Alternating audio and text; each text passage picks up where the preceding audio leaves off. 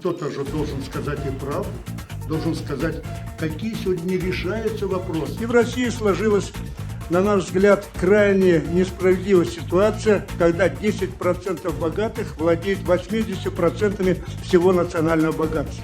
На сотни миллионов не было выплат нашим предпринимателям. О чем говорю? О том, что нарушение идет со стороны правительства Республики Саха-Якутия.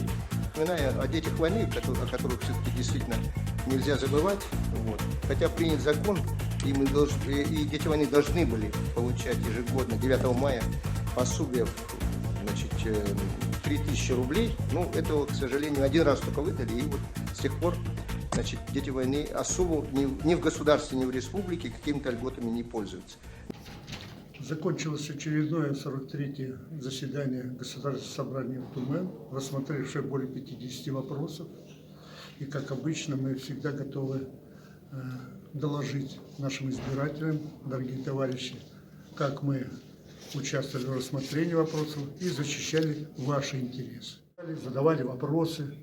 Понятно, что при отчете уполномоченного по правам человека назывались цифры, которые возрастают с каждым днем обращения туда, с каждым днем. Были сотни, сегодня уже за 1000.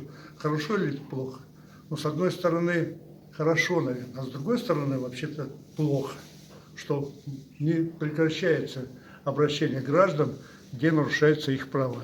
Поэтому, безусловно, нужны на федеральном уровне решения вопросов, связанных с жилищным, вопросами, связанными с переселением из граждан из аварийного жилья, вопросы транспортной доступности, продовольственной обеспеченности, вопросы поддержки ветеранов, которые, например, сегодня проработали десятки лет в республике, получали звание ветеран труда, соответственно, материальную помощь к этому званию предусмотрена. А если они выезжают по вопросам здоровья, по каким-то другим причинам, у них эта материальная поддержка и звание, в принципе, исчезает. Неправильно, несправедливо. Ну, как и многие другие вопросы. Один из важных вопросов, конечно, что мы живем, самая главная функция – это Государственное собрание принимает бюджет, корректировку бюджета и осуществляет контроль за исполнением бюджета. Вот выступали практически все наши народные депутаты, которые сегодня во фракции, которые много приводили примеров, когда счетная палата приводила нарушение, значит, финансовых обязательств. Это своевременное финансирование тех или иных статей, поддержка, значит, ветеранов, семейной политики и так далее. Вот по бюджету мы голосовали против. Мы, конечно, понимаем всю ответственность, что этот документ, значит, очень важен, чтобы дальше осуществлять деятельность все министерства, ведомства, вся наша республика. Но в то же время главная цель. Ну, большинство Единой России примет этот закон, но кто-то же должен сказать и правду, должен сказать, какие сегодня не решаются вопросы в самой богатой республике по недрам, ну, как и вся наша Российская Федерация, но тем не менее, Якутия называют последняя кладовая мира, а 160 тысяч бедных, 40 тысяч детей живет в этих семьях. А что же значит бедные? Это живущие ниже прожиточного минимума, ниже 20 тысяч рублей. Ну, представляете, семья из 3 человек, из 4, из 5, должен быть доход около 200 тысяч в месяц. И где он? Близко нет. А за 5 лет мы привели конкретные цифры. Всего лишь уменьшилось число, было 17,9% живущих ниже прожиточного минимума. Это 170 и более тысяч человек. А сейчас их 160. На 3,1%, 160 тысяч. На 3,1% уменьшилось. Но это что? Значит, какой-то результат положительный? Конечно, нет. Поэтому вопросы бедности практически не решаются по-настоящему. А люди живут, еле-еле сводят концы с концами. Безработица не уменьшается. Мы проводили несколько лет назад, год был в местной промышленности. И сегодня в инвестиции за 2022 год не увеличилось развитие местной промышленности. На селе, где у нас в Арктике нет возможности переработки продукции, небольших мастерских, потому что предпринимательство не растет. Даже на этот год считаем как большое достижение поддержку хлебопечения, где занимаются в Арктике только значит, предприниматели. 3 миллиона выделяется. Да не хватает даже оборудования на один наслед, чтобы выпекать хлеб. Поэтому вопросы с бедностью просто не решаются, а они остаются на одном уровне. Дальше так нельзя. И более того, мы принимали решение правительства ежегодно в конце года отчитываться о результатах работы выполнения программы борьбы с бедностью. Не отчитывается до сих пор. Ну, практически нечего сказать, наверное. Ну, закон такой же. Мы принимали такое решение. Вопросы транспортной доступности. В арктические районы летает также за 35, 20, 25 тысяч в один конец. Субсидируем мы, но это всего лишь меньше половины потребностей на снижение авиатарифов в арктические районы. И неоднократно, надо вообще-то пожестче, но я не знаю, как пожестче. Вообще добиться, чтобы на федеральном уровне субсидировались перевозки внутриреспубликанские, как это делается внутри Российской Федерации. Или по приватизации вопроса. Мы против голосования. Понимаем и приводили сегодня много примеров, что собственности осталось в Российской Федерации. Как бы мы ни обсуждали, но почему молчат? Молчит и другие депутаты, другие фракции, что у нас 10% населения республики, Российской Федерации владеют 80% собственности. Все у них. Но олигархи, 100 семей олигархических владеют большинством из этих 10%, до 80% собственности. Поэтому несправедливое распределение, несправедливая сегодня поддержка населения, несправедливость в отношении многих вопросов, в том числе и социальных. Поэтому мы здесь и сумели еще раз обострить ситуацию и рассказать, и обсудить вопросы поддержки обманутых дольщиков, поддержки наших ветеранов. Сегодня семейная политика. При рождении ребенка, как большое достижение, приводит сегодня власть, что выплачивается до 1,5 лет, поддерживается эта семья. До 1,5 лет ребенка. А Госсобрание нашей в Думе, в государственной, наша фракция предлагала до 3 лет увеличить эту поддержку. Это совершенно справедливо. О детях войны так и не принимается закон. Дети, которые служили Родине с детства, 9 мая бы принять этот закон, поддержку их, по-настоящему поддержать. Опять этот закон отвергается. Вопрос о первом рабочем месте. Вопрос о государственном регулировании цен, который нужно поддержать нашу фракцию на уровне Государственной Думы.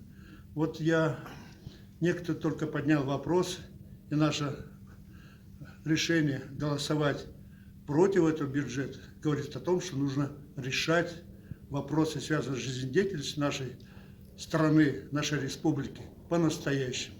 Видеть ситуацию каждого человека. На 70-м уровне уровень жизни в республике среди 85 субъектов федерации. 89 уже субъектов федерации. Но это что?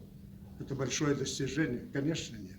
Поэтому мы и дальше защищаем интересы вас, избирателей, защищаем интересы республики, защищаем интересы Российской Федерации, как и в Государственной Думе, фракция КПРФ, как все наши депутаты от КПРФ, избранные сегодня государственные представительные законодательные органы и работают только в интересах государства, в интересах нашего населения. Да, я дополню по обманутым гражданам, что никак не решается вопрос на протяжении этого созыва только 5 лет. И до этого 5 лет у нас даже есть, Следственный комитет ведет следствие с 2015 года. И никак не приходит, то теряет дело, то находит. На сегодняшний день просто министры уклоняются от встречи, как министр строительства, председатель комиссии по обманутым гражданам, он даже не хочет выслушать. Когда я обращаюсь в фонд Чусовской, она говорит, когда будет принято решение, именно председатель комиссии, тогда будем рассматривать. То есть не притрагивается к этому и заявляет о том, что нет проблемы, то есть уклоняется. Ну и второе, я хотел бы отметить, что вот на сегодняшний день мы действительно увеличиваем заемную часть, а в самом прогнозе, вот сегодня было заявлено, не документировано представить правительство, но в самом прогнозе нет совершенно по расходной части видимости того, как мы будем восполнять. То есть если мы пойдем по греческому пути, значит мы на 300% всего бюджета наработаем, будем жить счастливо, а наши потомки потом где-то будут изыскивать. Так сумма какая, назовите? На какую сумму обманули-то, дочка? На какую сумму? Да. Ну, на сегодняшний день это 112 миллионов. Не могут восполнить. Дело в том, что это идет от правительства. Правительство гарантировало, что оно выплатит, забрав эти участки земельные, оно должно выплатить. Но тем или иным способом, сколько не перетрагивалось, столько, а теперь совершенно уклоняется, как будто этой проблемы нет. Хорошо, спасибо. Вот. Ну, я хотел все-таки по производству сказать, что вот если не будет доходной части у нас, а что такое доходная часть? Не только ресурсы, то, которые мы сейчас добываем, нужна переработка. Это 8-10 раз поднимет коэффициент отдачи. Вот как я приводил пример по аммиаку, который мы в советское время еще запустили в Тольятти. Представьте себе, от Волги идет до Одессы. И сегодня никто не отказывается, Европа не отказывается от аммиака. С удовольствием берут. От нефти отказываются, от этого нельзя отказаться. Если мы на сегодняшний день что-то здесь запустим, целенаправленно стержень пустит предприятие, как раньше в Советском Союзе ставили задачи, здесь мы ставим это, вот Комсомольске на море мы Судоверь поставили, там еще какие-то предприятия, и оно работает до сих пор, потому что ставилась задача сверху, правительством. И на сегодня поэтому мы сегодня требуем, чтобы был план, нормальный план развития, а не только ресурса черпания. Хорошо. Все, спасибо. Роза Васильевна, вот у нас год труда объявлен. Вот ситуация сегодня в поле Алдан. Скажите, пожалуйста, вот насколько сегодня депутаты, и вы лично, и мы защищаем работников полюс Алдан, предприятия, которые они сегодня их права нарушают. Вот в чем, пожалуйста, Да, И Виктор как? Николаевич, я хотела бы сказать и мнение нас, коммунистов, по защите прав рабочих в шаговой доступности от работы, от места жительства. И мы не раз и не два их защищали, права рабочих поселка Нижний Куранах по линии компании «Полюс Алдан». Они продолжают всю ту же схему перевода работников на вахтовый метод. Это только для того, чтобы увеличить эксплуатацию автотранспортников. Так же, правильно? Правильно, Ничего не Виктор меняется. Николаевич. Просто у них, значит, эксплуатацию увеличить. И я хочу подчеркнуть то, что мы на каждом заседании нашего Государственного собрания ставим этот вопрос. Виктор Николаевич непосредственно на вот этом сегодняшнем заседании ставил вопрос о защите прав рабочих в шаговой доступности на обсуждение работы Конституционного совета. А я хочу еще добавить вот что. На отчете правительства в лице Бычкова Кирилла Евгеньевича я конкретно передала запрос о том противостоянии, которое образовала компания «Полюс Алдан» по отношению к своим работникам. Так вот, ответа от зампредседателя правительства я до сих пор жду и не дождусь никак. Поэтому, как мы стояли на этих позициях защиты прав рабочих, так мы и будем их защищать и в дальнейшем. Вячеслав Семенович Куличкин, Вячеслав Семенович, является членом аграрного комитета, неоднократно и ранее поднимал вопросы, и на этой сессии заострил вопросы сельского хозяйства, продовольственной обеспеченности. Как идет борьба, в том числе не борьба, а что предпринимается правительством в вопросах, значит, противодействия санкциям. Вот, Вячеслав Семенович, пожалуйста. Порой отсутствие государственного контроля, то и качество продуктов некоторых, да, вот, допустим, в оптовых магазинах и так далее, она оставляет желать лучше. Поэтому в этом направлении попросили усилить контроль за качеством продукции. И мы пожелали уполномоченному по предпринимательству доработать и работать и, как говорится, усилить поддержку в этом направлении. Затем по вопросам развития сельского хозяйства у нас, как было заявлено, импортозамещение.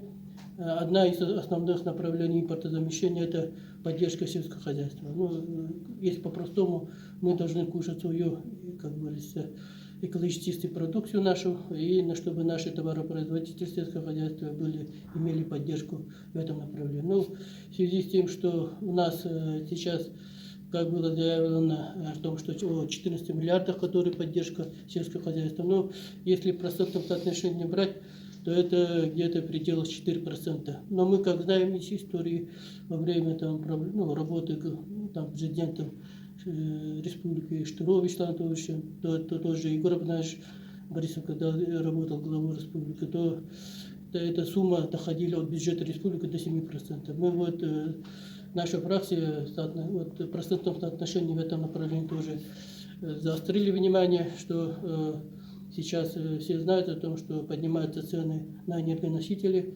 на тот же ГСМ, соляру и так далее. На фоне этого надо еще раз усилить поддержку сельского хозяйства.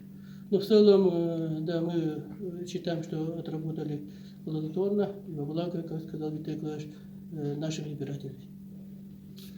Неоднократно наша фракция всегда не забывает о том, поддерживать советский опыт образования. Не то, что поддерживать, вернуться к этому. И сегодня уже и правительство Российской Федерации, президент заговорили о том, чтобы, по сути, поддержали предложение Компартии отменить баллонскую систему, вернуться к советскому опыту образования, патриотическому воспитанию. Вот Семен Иванович Никитин, неоднократно являясь руководителем партийной организации, народным депутатом в Чурапчинском районе, вопросами занимается исторической преемственности, исторического воспитания, против русофобии, против переименования улиц.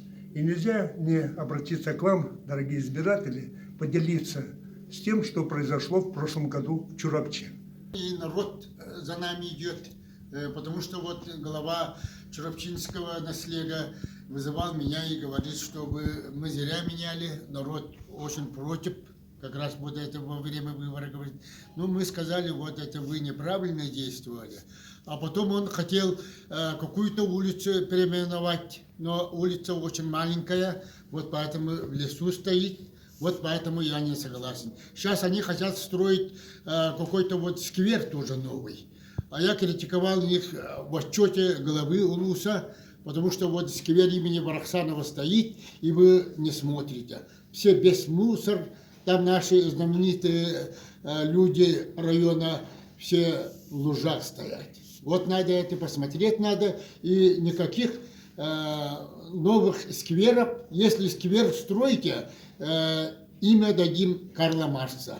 Но они, мол, чтобы это как-то подумать, с народом посоветоваться, и там дети будут. И вот так они вот такую политику ведут. Конечно, нам, коммунистам, это очень жаль, и мы против воюем каждому это партийному собранию, когда соберемся. И вот на днях тоже вот будем цветы клещу, день рождения, вот, и у нас как раз этот день партийное собрание, и будем тоже сказать свое мнение. Спасибо вам.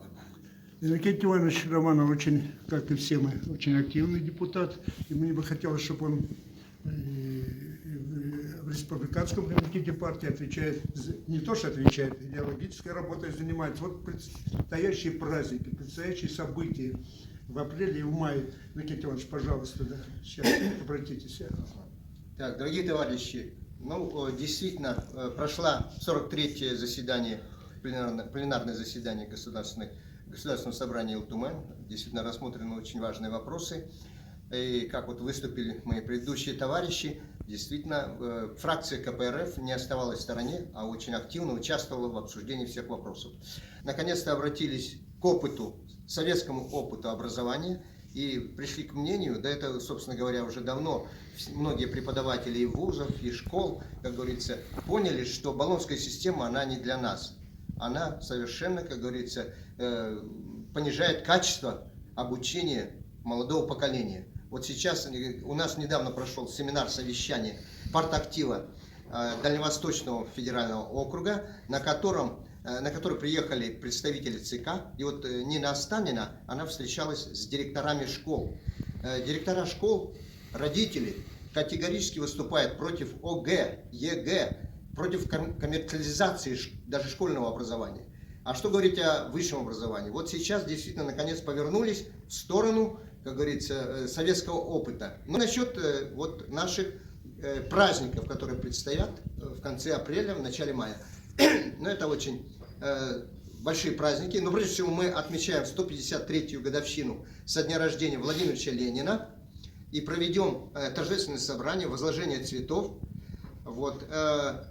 Затем у нас 27 апреля День Республики, где мы также примем участие в возложении цветов, в митингах, посвященных как основателям республики Максиму Амосову, Платону Аюнскому, Исидору Барахову, и, Степану Аржакову и Степану Васильеву, а также нашим выдающимся руководителям советской эпохи. Это Гавриил Черяев, это Юрий Прокопьев, это Семен Борисов. Вот возложение к этим памятникам мы также сделаем. Ну и, наконец, впереди майские праздники. Это 1 мая, День международной солидарности трудящихся. К сожалению, отменили демонстрацию в этом году, но мы, тем не менее, проведем митинг на Комсомольской площади и, конечно, заявим о нашей международной солидарности с рабочим классом всех стран. Далее идет 5 мая у нас день рождения Карла Маркса. Мы традиционно встречаем его в сквере Карла Маркса. Также устраиваем митинг. И, наконец, 9 мая. 9 мая, День Победы, День Великой Победы. Значит, коммунисты, как и весь народ, встречают этот праздник значит, с большим воодушевлением, учитывая, что сейчас ситуация опять у нас очень сложная в связи со специальной военной операцией на Донбассе. И мы, конечно, этот праздник проведем под знаком объединения всех патриотических сил и поддержки наших воинов в борьбе с нацизмом, милитаризацией Украины и вообще с борьбой против НАТО, которая угрожает нашей стране. Я хочу поздравить всех избирателей с предстоящими праздниками, пожелать всем успехов и здоровья. Спасибо. Ну, подведем некоторые итоги. Но прежде всего мне бы хотелось поблагодарить нашу пресс-службу, которая в Якутском лескоме КПРФ. Это Галина Георгиевна Махначевская, редактор газеты «Коммунист». Она дает информацию на сайт КПРФ, действует у нас сайт Саха КПРФ, информационно-электронными средствами информации. Вот сейчас у нас готовит этот материал, снимает Вячеслав Сергеевич Макаров. Мы его не видим, но он здесь рядом с нами. И то, что эти материалы оперативно доходят до нашего населения, это благодаря ему в том числе, который занимается вопросами, значит, интернет-пространства, WhatsApp. Я здесь бы хотел вас попросить. У нас несколько групп, в которых активно участвуют и учредили их коммунисты. Вот та информация, которая поступает, ну конкретно, надо очень разборчиво и прежде всего опираться на наши заявления Геннадия Андреевича Зюганова, председателя нашей партии, Центрального комитета партии, заместителей председателя, членов ЦК прежде всего. И иногда информация не то что самым насущным вопросом уходит. Уже несколько лет Центральный комитет партии Геннадий Андреевич Зюганов поднимает вопрос о поздравлении народа 9 мая с мавзолея имени Владимира Ильича Ленина. С мавзолея его драпируют. Еще в очередной раз, несколько дней назад он обратился снять драпировку с мавзолея имени Владимира Ильича Ленина. Туда были знамя фашистов брошены к ногам мавзолея. Наша победа великая оттуда прозвучала. Парад победы оттуда шел. И все наши торжественные мероприятия. Сегодня Геннадий Андреевич выступает по самым злободневным от имени партии, по самым злободневным вопросам. 30-летие партии – это наша с вами партия КПРФ, на которой сегодня никогда за эти 30 с лишним лет вас не подводила. Не то что не подводила, ставила самые злободневные вопросы, которые позже, но принимались. Выжженная власть была поддержана. С 2014 года на Майдане, когда переворот, уже тогда, когда образовались суверенные республики ДНР и ЛНР, Геннадий Андреевич выступил от партии признать их. Это в 2015 году. И только прошло 7-8 лет, когда их признали, поддержали предложение Компартии. долго, но признали. Поэтому нужно очень выборочно смотреть. Фейков очень много. Идет каждый день, действует против нас свободная Якутия, которая вещает ложью из-за рубежа. Поэтому очень, значит, очень внимательно, достоверно, проверенно информацию распространять, ее доводить до избирателей. Но в то же время надо понимать, что фейки через раз идут. Хотят нам навязать. Поэтому правда самое основное наше оружие. И к этому нужно относиться очень внимательно. Еще раз хочу вас поздравить. Через 2 дня 153-я годовщина имени Владимира Ильича Ленина. Ленин, дело Ленина, Сталина живет и побеждает. Другого не дано. Социализм и народовластие.